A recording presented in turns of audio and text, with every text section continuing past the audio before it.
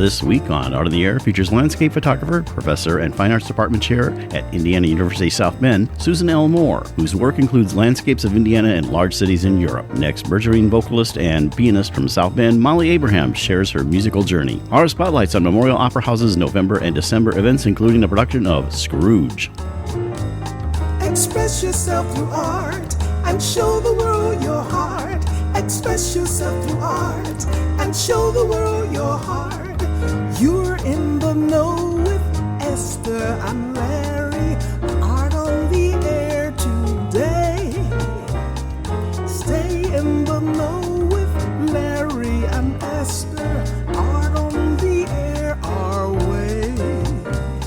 Express yourself through art and show the world your heart. Express yourself through art and show the world your heart. Welcome. You're listening to Art on the Air on Lakeshore Public Media, 89.1 FM, WVLP 103.1 FM, our weekly program covering the arts and arts events throughout Northwest Indiana and beyond. I'm Larry Breckner of New Perspectives Photography, right alongside here with Esther Golden of The Nest in Michigan City. Aloha, everyone. We're your hosts for Art on the Air. Art on the Air is supported by an Indiana Arts Commission Arts Project Grant, South Shore Arts, and the National Endowment for the Arts. Art on the Air is heard every Sunday at 7 p.m. on Lakeshore Public Media, 89.1 FM, also streaming live at lakeshorepublicmedia.org, and is available on Lakeshore Public Media's website as a podcast. Also heard on Friday at 11 a.m. and Monday at 5 p.m. on WVLP 103.1 FM, streaming live at wvlp.org. Our spotlight interviews are also heard Wednesdays on Lakeshore Public Media. Information about Art on the Air is available at our website, breck.com/AOTA. That includes a complete show archive, spotlight interviews, plus our show is available on multiple podcast platforms, including NPR One. Please like us on Facebook, Art on the Air, WVLP, for information about upcoming shows and interviews. And we'd like to welcome back to Art on the Air Spotlight from the Memorial Opera House, the events coordinator. She's been with us several times and can always keep us up to date on what's going on there. Adrienne Bansemer, thank you so much for coming back on the show and telling us all about what's happened and what's happening. Thank you. What has happened is we are back in action. Construction is basically wrapping all up.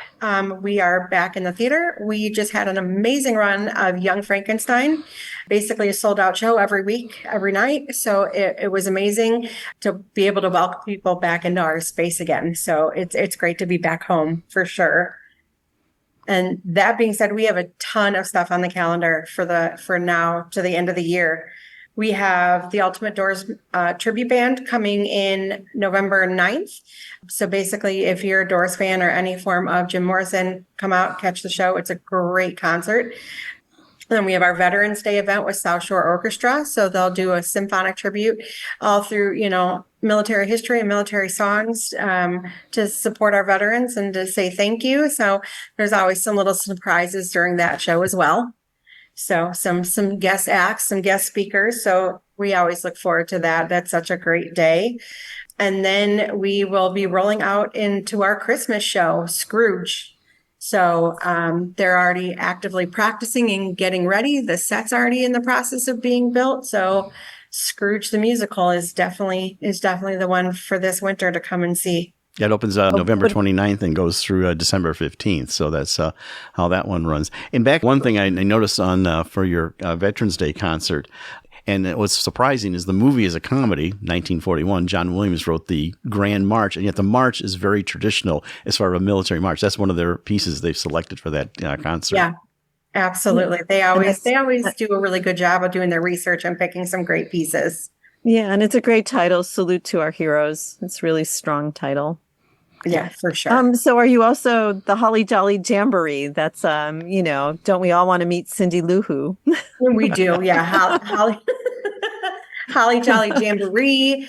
Santa Claus will be here doing some visits this year. He's making his way through town and popping in. So he'll be here to, listen. Is Cindy Lou Who's best friend, the Grinch?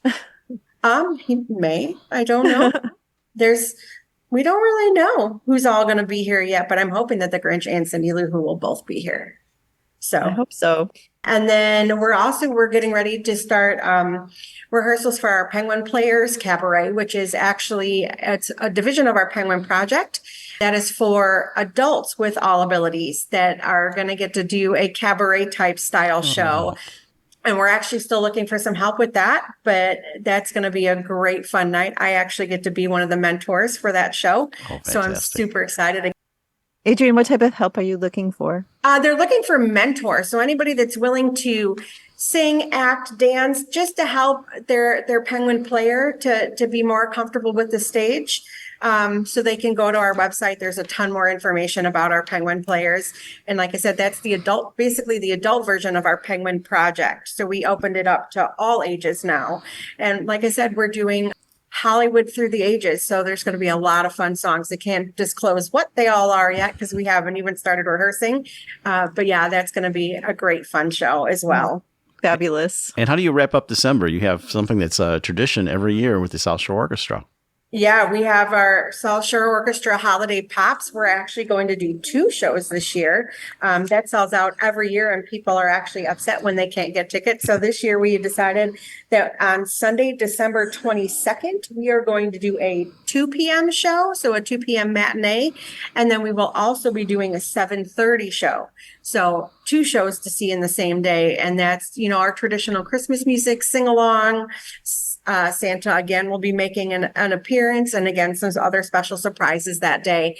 So yeah, that's a great fun time to get ready to start that Christmas week. Come out before all the family gets in town and come sing some Christmas songs. And there may be some warm cocktails and hot apple cider and hot cocoa available too. So in your new bar space there's a beautiful place. As you enter, it's a completely different experience entering the Memorial Opera House now. It's not that crowded little dingy thing. It's wide open and bright and everything. It is. It's amazing. It's been very fun to be able to watch and see the looks on people's faces when they come in and they're like, "Whoa, it looks so much bigger," even though we didn't add any more space, just moving some stuff around and definitely making some lighting changes and some moving some features around has definitely made this space a lot more open and more friendly and more welcoming. Well, we have time for you to briefly preview this upcoming season in the next year. So tell us just kind of quickly what shows you have lined up in terms of theater shows. We'll go into detail on that later on in the next interview. Well, first concert of the year is our ever famous Mega Beatles, like we always do. That's always the one that we start the year with. And then we will run it and start into musical season. And this year we are doing Singin' in the Rain.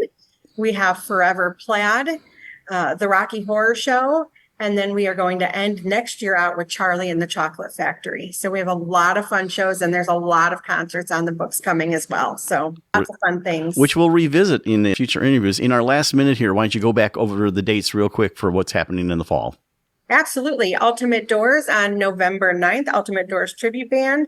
Veterans Day event on Veterans Day with South Shore Orchestra. And then we will start Scrooge November 29th through December 15th.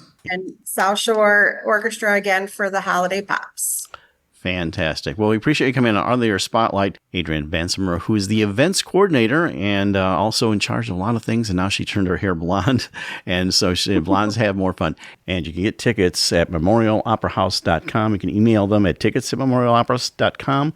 Call them at 219-548-9137. And, of course, Memorial Opera House, newly renovated, located at 104 Indiana Avenue, Valparaiso, Indiana. Adrienne, thank you so much for coming on and sharing what's going on at Memorial Opera House, and we'll have you back to talk about the more detail for the next year.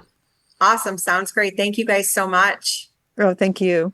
Art on the Air Spotlight and the complete 1-hour program on Lakeshore Public Media is brought to you by McCauley Real Estate in Valparaiso, Olga Patrician, Senior Broker. Hi, this is Alan Harrison, author of Scene Change and Scene Change 2. You're listening to Art on the Air on Lakeshore Public Media 89.1 FM and on WVLP 103.1 FM. We are happy to welcome Susan Elmore to Art on the Air. Susan is a landscape photographer and has made photographs all over the United States and Europe. In landscape, she seeks to find a unique point of view. She selects different processes and cameras to create her work, making contemporary landscape images. Her work includes large colored landscapes of Indiana, gelatin silver prints of large cities in Europe, and everything in between. She has exhibited nationally and internationally. Currently, Susan is professor and chair of the Fine Arts Department at Indiana University South Bend, where she teaches photography and serves as the chair of the Fine Arts Department. Thank you for joining us on Art on the Air. Aloha and welcome, Susan. It's really nice seeing you again. Thank you so much for that lovely introduction. We have everything we want to know about Susan. We're afraid to ask. But what I'm going to ask is your origin story about your background. I always like to tee it up by saying how you got from where you were to where you are now. So tell us all about Susan. Well, I grew up in Chicago. I still love Chicago. It's such a great city. And my parents, my dad was a hobbyist photographer. And like so many people, he gave me my first camera when I think probably early teens, even tweens. And I just really fell in love with the camera. It really allowed me to do all kinds of things that I couldn't do without it. And my family were very indoorsy kinds of people. They were very much read a book and learn from that kind of activity. And I have always been kind of an outdoorsy, in the woods, at the lake, at the beach kind of a person. And so the camera really gave me an excuse to kind of go out by myself and look for photographs. And I fell in love with photography from an early age. And then in high school, I had an excellent photography teacher. I still remember things that she taught me, and she really encouraged me to keep going in photography. I did the yearbook, did the school newspaper, all those kinds of things, and then just never stopped. So after high school, you knew that photography was the passion you wanted to pursue? Oh, absolutely. I wanted to go to art school from a young age, and like parents everywhere, art school, what are you doing? But I got good grades, and they eventually came around to my side of studying art. Yeah. So did your father go out and shoot photos with you? What was your early childhood like, and what kind of art education?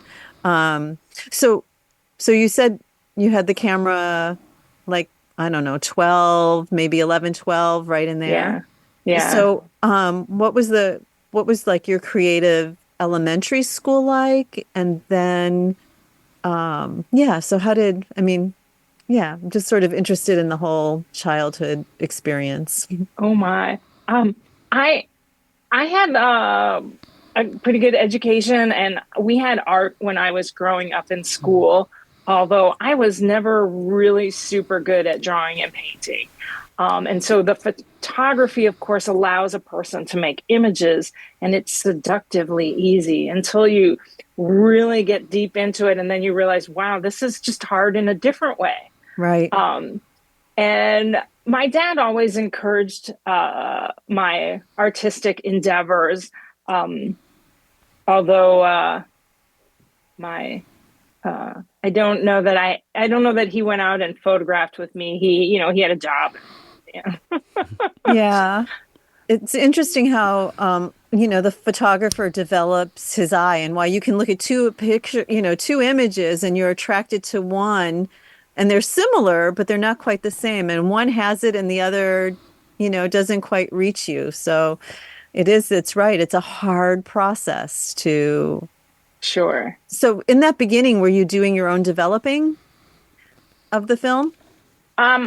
I don't think so. I think I started developing film in high school. In high school, we had a dark room, and we worked in black and white. Mm-hmm. And then I'm old enough that I learned black and white photography through high school and college, and digital didn't really come around until I was already in the field working. I'm curious about what that first camera was, and then maybe even discuss if you went through the film era, the switch to digital, and how that influenced your photography going from film, or do you still work in film occasionally? So I'm one of these people. If I buy a piece of equipment, I'm making a lifetime commitment to it, and it's unusual for me to give something away. The very first camera I had was a Ricoh camera, and it made it landed on the floor one day, and it was very sad. And so then I moved to a Pentax K1000, which was a very popular camera at that time. And I don't still have that camera, but I used it for a long time. And then when I got to college, I knew that all the cool kids at college had Nikon F4 cameras, and this is the camera I need. And my parents reluctantly agreed to my newfound camera addiction. Yeah. Well, I mean, out there, I'm a Canon shooter, so I know that I always tease people about that. And, of course, the quick story I like to say about that is when Canon went to the CMOS sensor that actually Olympus developed, and everyone was using a CCD sensor at that point, a whole bunch of pros jumped to Canon at that point. Now everyone's caught up and everything, but Canon is a much bigger company. Of course, both of them need to watch out for Sony, because Sony has got a huge corporation. So you're now you're still shooting with then Nikon equipment? Yes, I like a Nikon. I think it all has to do with your index finger and your thumb, and you train your fingers to do very specific skills and to work the menus.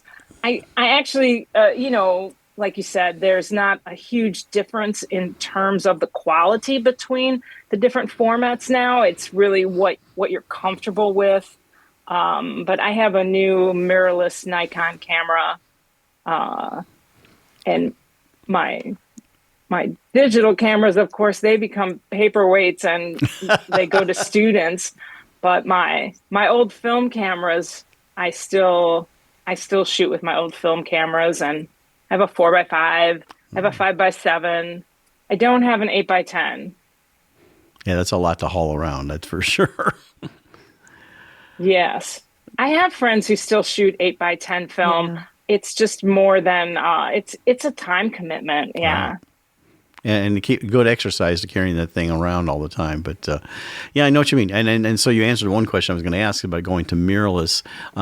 And I think that's really the trend. And I've had such a huge investment. I think I'm going to stay with my mirror cameras, the DSLRs, but everything. Well, let's talk more about your work. That's things you like to shoot, first of all. It says in your biography about landscapes, but, I was looking at your things. Not everything's a landscape. You have some like travel things and a whole black and white series. So talk about what inspires you to shoot and some of the work that you already have done.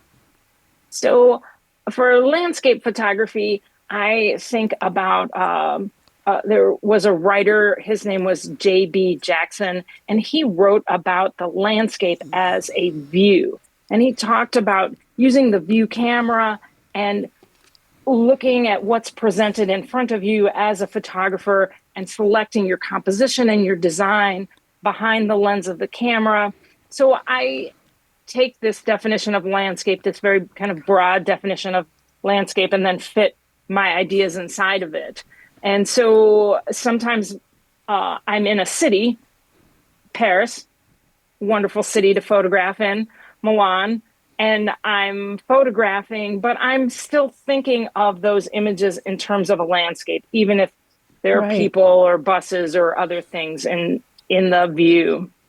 A lot of the contemporary work I'm doing right now, I set up, for lack of a better word, I would use the word diorama. Although to me, a diorama implies a lot of things, and my dioramas are extremely minimalist.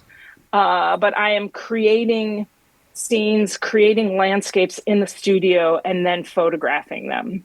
I think you're referencing like fictional spaces, maybe in particular. Yes. I find that work like mysterious and comforting at the same time. I just am so intrigued by it. It just is like what's around the corner and the shadow. I mean, it's just so beautiful and evocative. Oh, thank you. That's the intention, to be a kind of metaphor for a mental experience or an idea or a thoughtful moment. Yeah. And your disjointed travel log also, that's very interesting. It's kind of a different way to to do that and everything in the light and shadow, some of your spaces like that. Now, do you have a preference of working in color and black and white? I know there's a lot of black and white, but there is some color. But do you have a preference? I mean, you did early black and white study in college, but... So I tend to work in series, and all of the work is related together in a larger concept of understanding photography and landscape.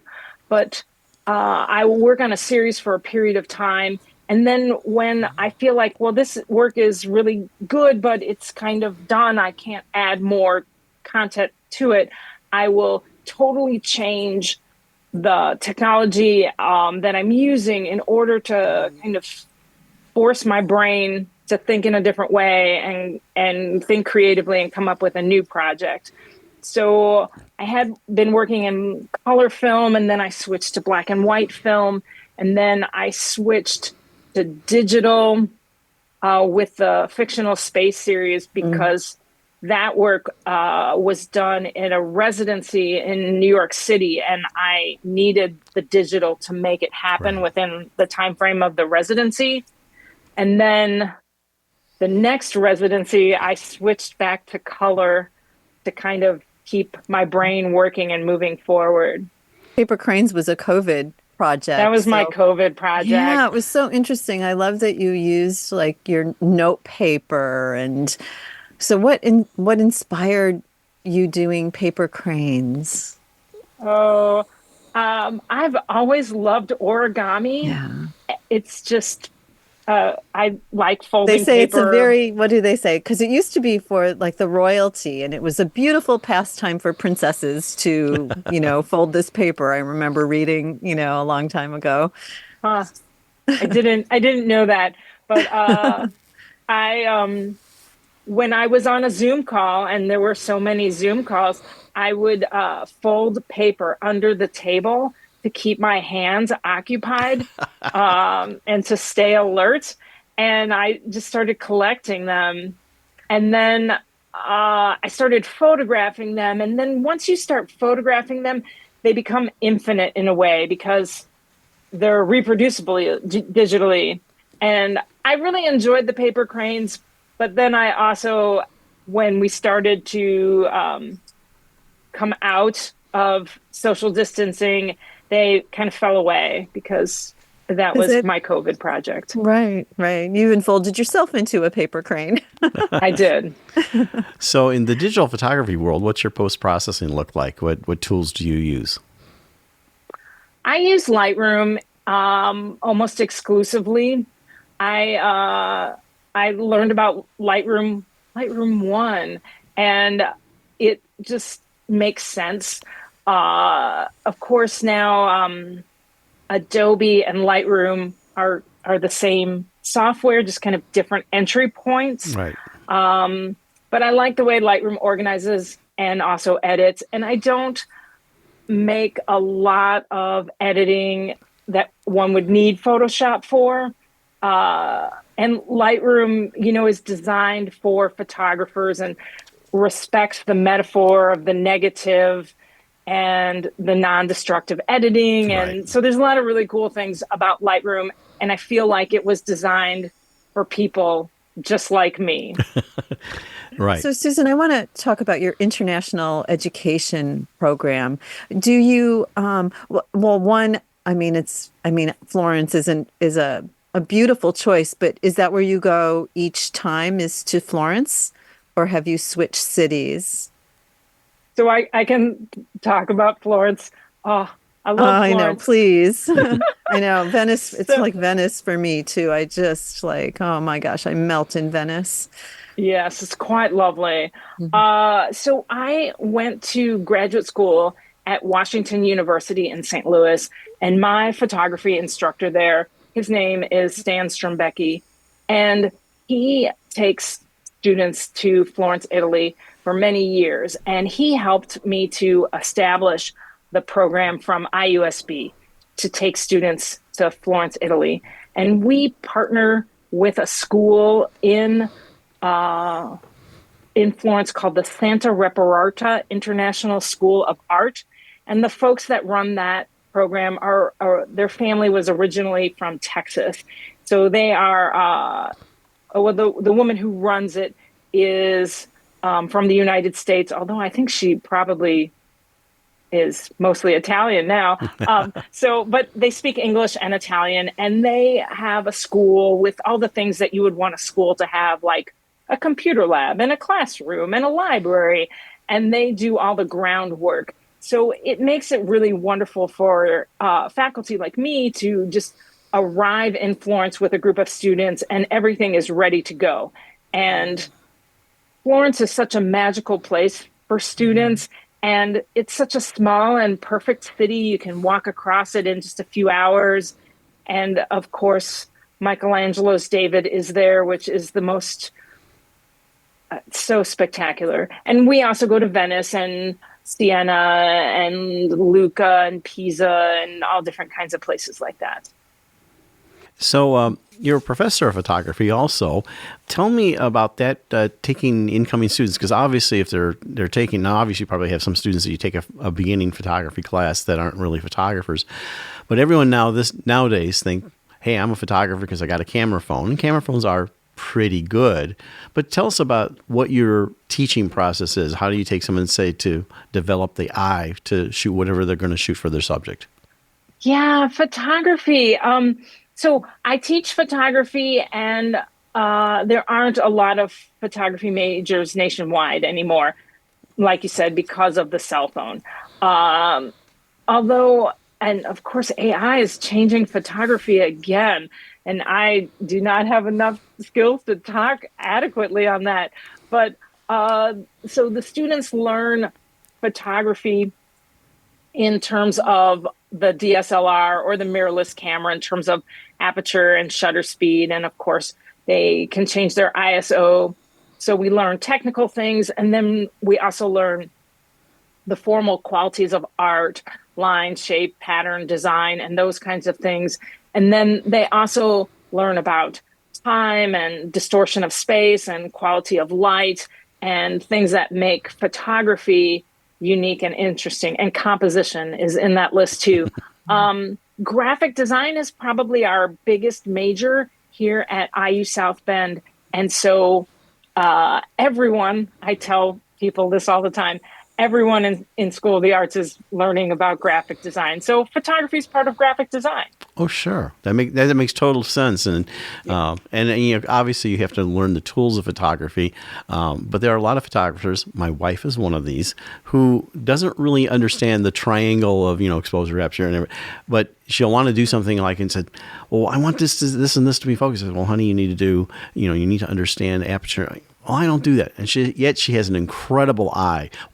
You talked earlier about going out and, like if you went shooting, we a lot of times go out shooting together and we come up with different things. We a lot of times shoot the same thing, but I remember we went out west once and I was shooting the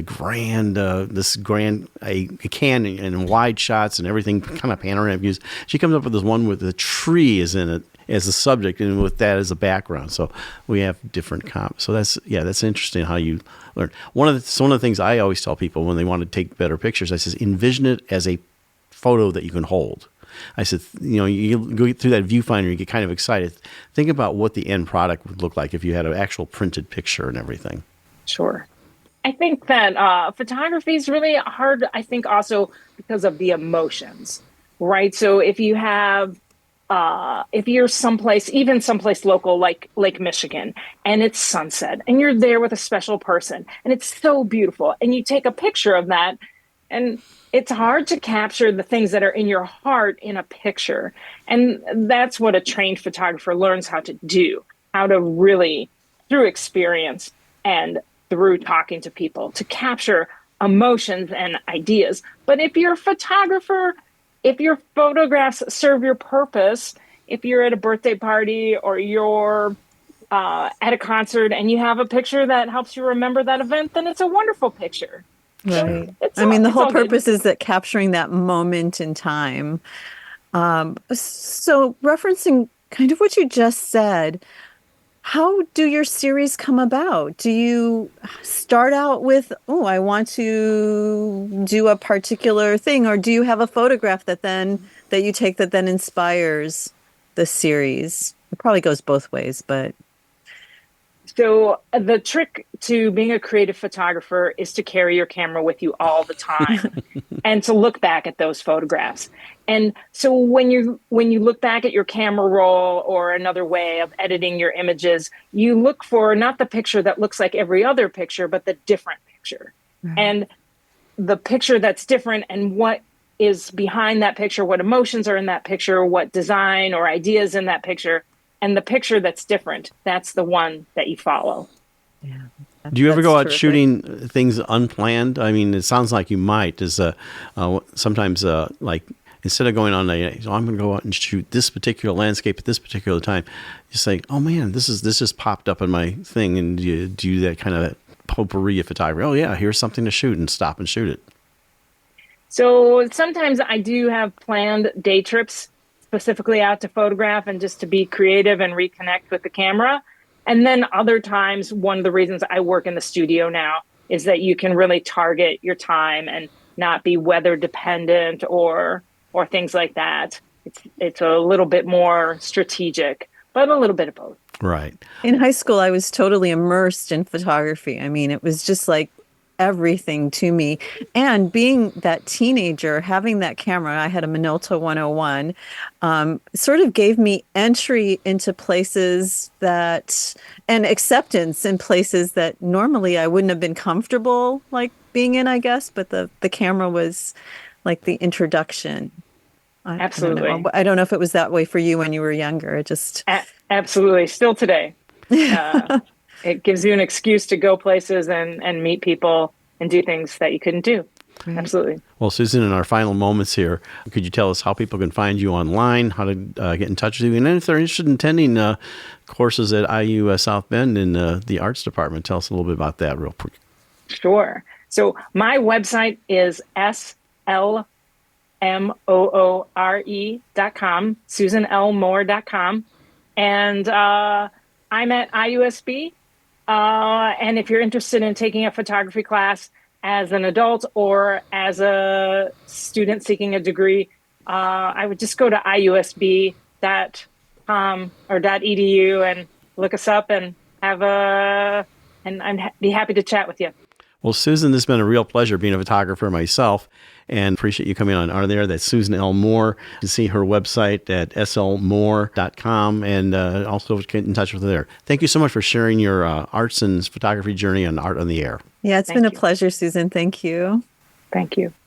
This is Coach Kiki, Keela Parkinson of Kiki Productions, Inc. Communications Coaching, and the host of Tune In, Radio for Your Mind, Body, and Soul. You're listening to Art on the Air on Lakeshore Public Media, 89.1 FM, and on WVLP, 103.1 FM. We are happy to welcome Molly Abraham to Art on the Air. Molly grew up in a household of musicians, but her first passion was hockey. She is a self-taught vocalist and pianist playing at many South Bend venues. During COVID, she refined her skills and started playing out in bands and duos. Thank you for joining us on Art on the Air. Aloha and welcome, Molly. It's very nice meeting you. Hi, thank you so much for having me. I'm excited to be here. We love having you on the show. And we kind of want as you know, with all of our audiences, we want to know your origin story. I always tee it up by saying how you got from where you were to where you are now. So tell us all about Molly. Yeah, so that's a very interesting story. I actually started out in Michigan. I was born in Warren, Michigan, and I grew up in Sterling Heights, Michigan. And my dad was a piano player, and I begged him for piano lessons. And my mom was a singer in a nationally ranked choir. And she worked with me a lot on my singing, but I still wanted singing lessons. But at that point, my number one passion and hobby was hockey. And because of that, we just didn't really have the funding or the time to get me to singing and piano lessons. So I was self-taught with singing my whole life. I did a lot of elementary school talent shows, middle school talent shows, high school talent shows. And then I got to college and I taught myself piano. I ended up going NCAA Division III. I played hockey out in Minnesota. And it wasn't exactly my dream to be a Division III hockey player.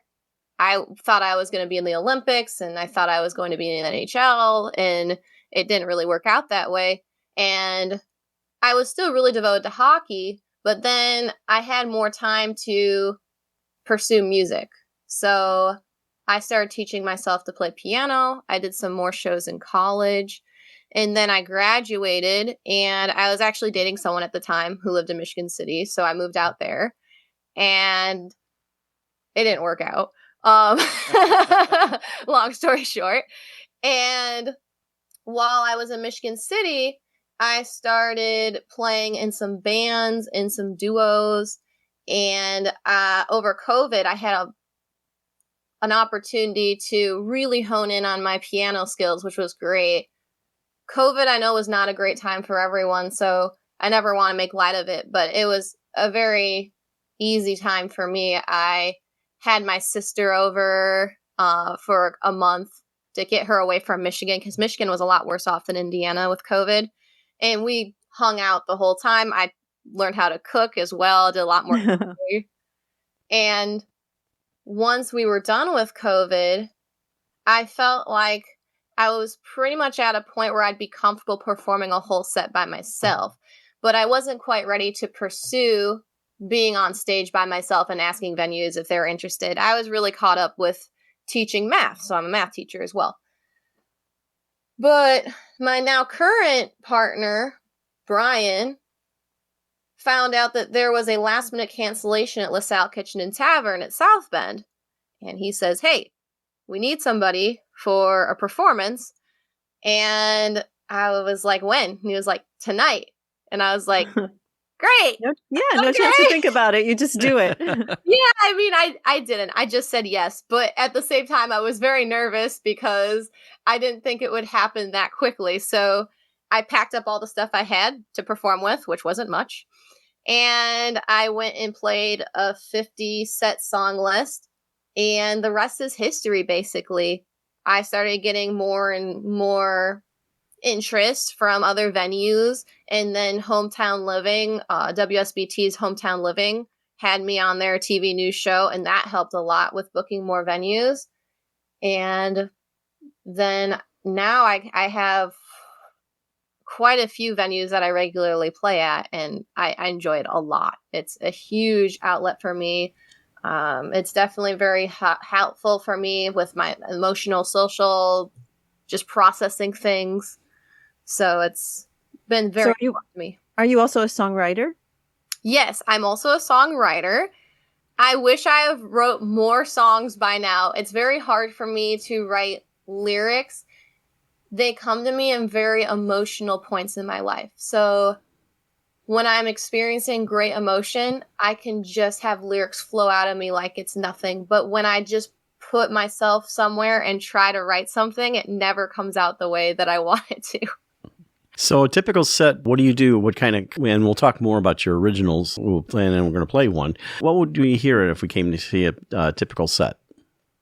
I play anything from 70s to today. I'm a huge fan of the 70s myself. That's where my heart lies. So some things that I do are 25 or 624 by Chicago. I play Dream a Little Dream of Me by the Mamas and Papas. That's dabbling a little bit more in the 60s, right? Yeah. And yeah, 60s is where my knowledge drops off. Although I do have a little bit of 60s. I'm working on that. I also really like the 60s. It's just not something I'm as familiar with. I have all the way as recent as Chappell Roan, who just won an award on the VMAs. Right. And I do her song Pink Pony Club. And I also have 90s, like Ironic by Alanis Morissette, No Rain by Blind Melon, and some 80s, like Maniac by Michael Sembello has always been one of my favorite songs. And I figured out a way to cover it on the piano, which was fun. What music? Now, when you do that, do you do all vocals with it, or do you do some instrumental? I am a pianist and a vocalist, so I am doing the piano and the vocals the entire show. So there aren't really any songs I just do vocals on. Okay. Currently. And recently I saw, and this is actually how we got connected, you did a set with Marco Villarreal. So tell us about how you got hooked up with Marco. Yeah, so Marco performed at a winery I used to work at And so when I started playing more frequently on my own, he would just be like, hey, do you want to come play and sing a little bit on my set? We never got to the point where I was playing piano and while he was playing guitar, but I would just come in for a set or two and sing while he played guitar. And that was super fun for me because Marco is incredibly talented and he plays in very interesting ways. The way he plays the chords, I think it has a lot to do with the fact that he's so great at Spanish guitar that some of the ways that he plays things comes off a little bit differently than the original. And it always inspires me to do some fun, interesting things with my voice. So he really encourages me to be creative just by the way that he plays. And I really enjoy the opportunities that I get to play with someone as talented as him. And you said he was on the show as well, right? He's been on the show several times, and I've also used him to do live performance for the Chesterton Arts Center Gala, and I think we've had him for 3 or 4 years at the art fair. So yeah, we know Marco really well. So amazing. He's good people. Yes, he is. Let's talk a little bit about back to your songwriting, and then of course we want to set up your first song, "I'm Not Ready," and we'll take a listen to it. But tell us a little bit about the origin of that song and everything. Yeah, so the origin of the song "I'm Not Ready," it was the only song I've ever wrote the piano for before I wrote the vocals. Oh. So that song I wrote when I was coming out of a very low place. It was one of the lowest places I've ever been. As I told you, my relationship didn't work out. It was 5 years long and I'd gotten cheated on. And then I was sexually assaulted right after that. And finally, I started to come out of that really deep hole that I was in. It was a really hard time for a few months. And it had a lot to do with the fact that I met my partner that I referred to earlier, Brian, who had got me the performance at LaSalle Kitchen and Tavern. And although he was everything I wanted, because of those previous experiences, my ability to trust was so low and I was so scared. And so I just felt so happy and optimistic for the possibility of what was to come, but also so scared and fearful and lacking that ability to trust. Right. That my fingers just started playing something. And then after I played it a few times, I wrote the lyrics over it, which is basically about someone that you're really falling for that's perfect in all these ways for you. No one's perfect, but for me, he was perfect for me. And just being so scared to trust it. I know we have to bravely take those leaps of faith, and it takes a lot of courage. Yes. And even just talking about where I was in that point was a big leap of faith for me because I don't talk about it super openly why I was in such a low point. So you're listening to Art on the Air on Lakeshore Public Media 89.1 FM on WVLP 103.1 FM. It's I know it's hard to do, but it's so important, not only for yourself, but for other people to know that there are paths out, and so many times arts can be that path. I agree. Being able to process my feelings through music has really saved me so many times. Well, I think it'd be a good moment to take a listen to that. This is Molly Abraham's "I'm Not Ready."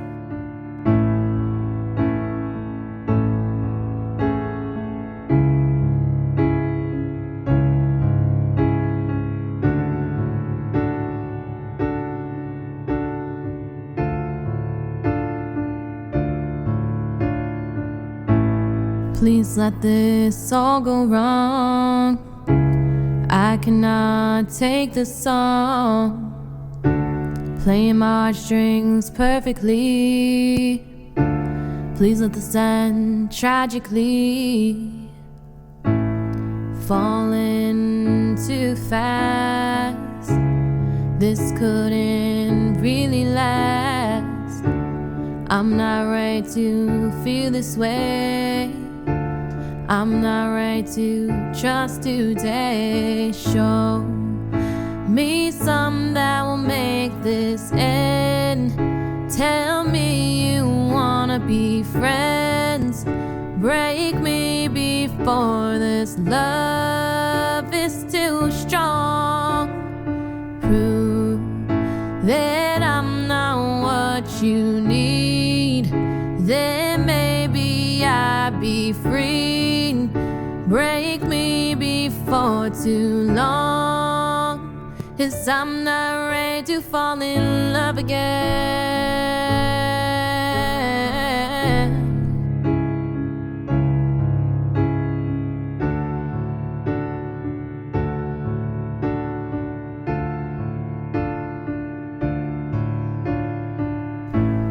A connection I didn't see coming. If I had, I would left running. Snuck up on me and I couldn't protect the pieces of my heart that left. Didn't know people like you exist. Everything I can't resist. Make this easy on me, please. Give me a reason that will make me leave. Show me something that will make this end. Tell me you wanna be friends. Break me before this love is too strong. Prove that I'm not what you need. Then maybe I'll be freed. Break me before too long. 'Cause I'm not ready to fall.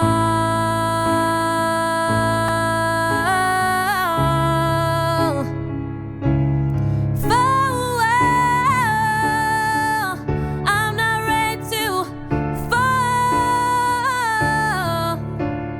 Show me something that will make this end. Tell me you wanna be friends. Break me before this love is too strong. Prove that I'm not what you need. Then maybe I'd be freed. Break me before too long. 'Cause I'm not ready to fall in love again.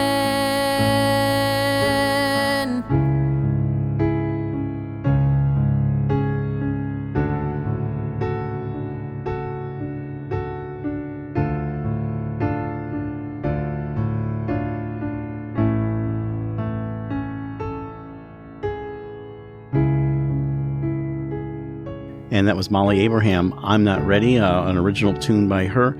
She told us a story about that. Yeah, now, do you have some other music that you've done? And we won't have time to feature it, but tell us a little bit about some of the other things you have. Sure. So one of the songs that I wrote is called Small School Beat. It is probably the first song I ever wrote, and it's just about how I view myself. And it was just a fun song for me because there's a lot to get out, so it almost sounds like a rap. And it's kind of my baby. And I like the song a lot, and I've made changes to it since writing it, actually pretty recently within this year, just kind of added a little bit in to space things out a little bit because it ends up being a real mouthful. I'm kind of just going on in the song like, which is perfect. It's perfect for me because that's how I normally talk anyway. Do you feel comfortable giving us a little sample? I'd off love the cuff? to. Yeah. I live by the beat in my heart, and it's an irregular one. In my heart, it's not one whole. It's infinity. There's so much love behold. If there was unlimited love in my sound, I swear I would levitate right off the ground because warm love rises and cold love sinks. And maybe that's the problem with me, I think. Thank you. Thank you. Yeah. Sounded great, actually. Thank you so much. Yeah, and it even gets a little bit more rappy towards the end. I don't rap at all. I am not a good rapper, but as long as there's a melody for me to sing to, I can sing words somewhat fast. So do you have a CD or? No, unfortunately, yet? I don't have anything out like that yet. I was working with a friend in July on coming up with something. It got to a bit of a halt, somewhat because of my school year starting. So it's a funny story about the MP3 that I am having, that I've had you play on the air. I talked to my friend Colton, and I was like, hey man, like I know it's Saturday, but I really need an MP3 of an original by tomorrow night. Do you think that maybe we could just throw something together in the 1-bedroom apartment of that you live in? And he was like, yeah, sure, let's do it. So we threw some blankets up and just got to work. The blankets are the soundproof the place, you know, and we did our best to make it sound like a real studio.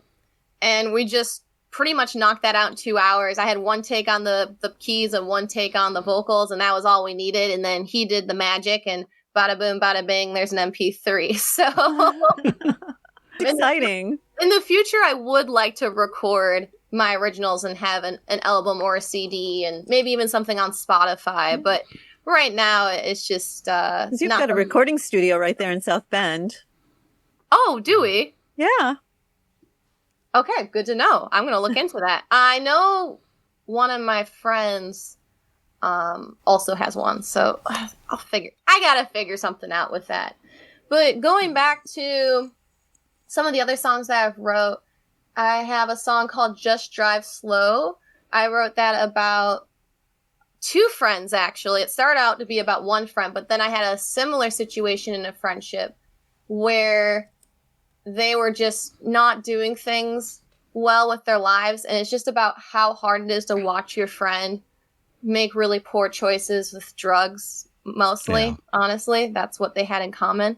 So how hard it is to sit back from a distance and just watch your friend ruin their lives. And then I have a song that's a little more lighthearted, thankfully. It's called Where is the Fun? And it's about just sitting somewhere trying to get things done, but not being able to really concentrate in the way that you'd like. And then you're just wondering, like, why am I not having more fun here? The End of Time, which I wrote about love lasting or not lasting. And there's a couple more, but that's the gist of the ones I really like. It sounds like right there you have an album with the number of them that you talked about. I mean, you can start putting that together and make that your debut album. And, you know, in the technology today, you can set up, without too much of an investment, a fairly decent recording situation in, you know, a small room or anything like that, as long as you have, you know, relatively quiet and a good microphone, you know. Yes. And that was something I think I remembered you mentioning while you were interviewing the Rascals. And you were talking about that debate between the difference between a real studio and that apartment studio. And it does make a big difference. But for what I need right now, of course, I could just do what I did, throw some blankets up, get a good microphone, and bada boom, bada bing, I got an album. Well, and you know, you can get soundproofing that's actually relatively inexpensive, and you can create an area like that. You can do your vocals with one of these vocal boxes. Like, you know, you put it in there and get the mic in there, and you can sing into that, and it deadens all the sound around everything. So. Yeah, it might be a little better than blankets, huh? Well, yeah, and the trick with any microphone, I ran a small recording studio years ago, is the closer you are to the mic, the better. You know, you don't get all the room noise, so you know you don't have to worry about that. That makes a lot of sense. Hockey's still part of your life? Hockey is still part of my life. I play hockey a lot at the Ice Box. I play A-League when I can, some B-League. That's pretty much where I play. I am the only female that is playing consistently on a team in A-League. And in B-League, there's like 5 other girls that are really fun. Great gals. The hockey community over the Ice Box is great. And I love the adult leagues. But it's a mixed league, and in the higher divisions, it's pretty much all guys. Right. Did you play like with guys, girls hockey? So, yes, right now I'm playing with girls and guys. Okay. When I played in high school, I played on some all-girls teams. I played on Honey Bake, Little Caesars, Bell Tire. And then when I went to college, of course, I played all girls. But then when I was in high school, I played with mostly guys. and they used to call me the enforcer, unironically.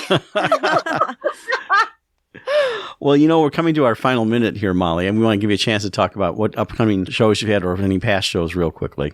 Sure. So when you guys saw my performance, that was with Marco at an art gallery, and that was very cool. And then coming up in November, I have a performance on the 1st, which is at Kankakee South Bend. I have a performance on the 1st at Kankakee South Bend from 6 to 9.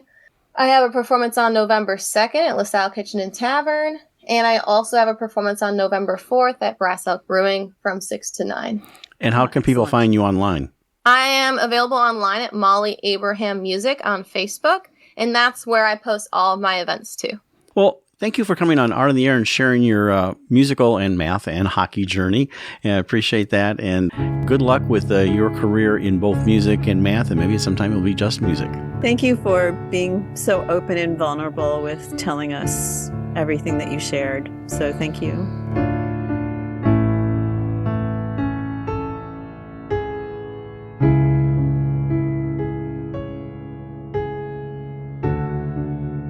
We'd like to thank our guests this week on Art on the Air, our weekly program covering the arts and arts events throughout Northwest Indiana and beyond. Art on the Air is heard Sunday at 7 p.m. on Lakeshore Public Media, 89.1 FM, also streaming live at lakeshorepublicmedia.org, and is available on Lakeshore Public Media's website as a podcast. Art on the Air is also heard Friday at 11 a.m. and Monday at 5 p.m. on WVLP 103.1 FM, streaming live at WVLP.org. If you have a smart speaker like Amazon Alexa, Google Assistant, or Apple Siri, just tell to play Art on the Air to hear the latest episode. Our Spotlight interviews are heard every Wednesday on Lakeshore Public Media. Thanks to Tom Maloney, Vice President of Radio Operation for Lakeshore Public Media, and Greg Kovach, WVLP's Station Manager. Our theme music is by Billy Foster with a vocal by Renee Foster. Art on the Air is supported by an Indiana Arts Commission Arts Project Grant, South Shore Arts, and the National Endowment for the Arts. We'd like to thank our current underwriters for Lakeshore Public Media, Macaulay Real Estate in Valparaiso, Olga Patrician, Senior Broker, and for WVLP, Walt Breidinger of Paragon Investments. So we may continue to bring you Art in the Air, we rely on you, our listeners and underwriters, for ongoing financial support. If you're looking to support Art on the Air, we have information on our website at breck.com/AOTA, where you can find out how to become a supporter or underwriter of our program in whatever amount you are able. And like I say every week, don't give till it hurts. Give till it feels good. You'll feel so good about supporting Art on the Air. If you're interested in being a guest or send us information about your arts-related event or exhibit, please email us at aota@breck.com. That's aota@breck.com, or contact us through our Facebook page. Your hosts were Larry Breckner and Esther Golden, and we invite you back next week for another episode of Art on the Air. Aloha, everyone. Have a splendid week. Express yourself through art and show the world your heart. Express yourself through art and show the world your heart. You're in the know with Esther and Larry. Art on the Air today. Stay in the know with Larry and Esther. Art on the Air our way. Express yourself through art and show the world your heart. Express yourself through art and show the world